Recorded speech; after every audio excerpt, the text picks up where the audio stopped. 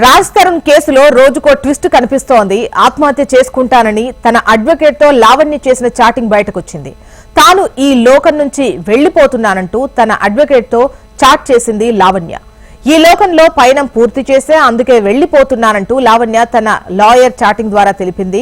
తానేంటో తెలిసిన మనుషులే తప్పుపట్టారని, తానెవరో తెలియని వాళ్లు తన వెంట నిలిచారని ఆమె ఆవేదన వ్యక్తం చేశారు. ఈ మాయా ప్రపంచంలో బ్రతకడం ఇష్టం లేదని, రాజ్ తరుణ్ చేతిలో దారుణంగా మోసపోయానని అన్నారు లావణ్య. మైండ్ గేమింగ్ గాసిప్స్ తో విసిగిపోయానని, మస్తాన్ కేసులో కీలుబొమ్మనయ్యానంటూ అసహనం చెందారామె. రాజ్ తరుణ్ తనకు కావాలని మాల్వి మల్హోత్రాను బ్రతిమిలాడినా వినిపించుకోలేదన్నారు.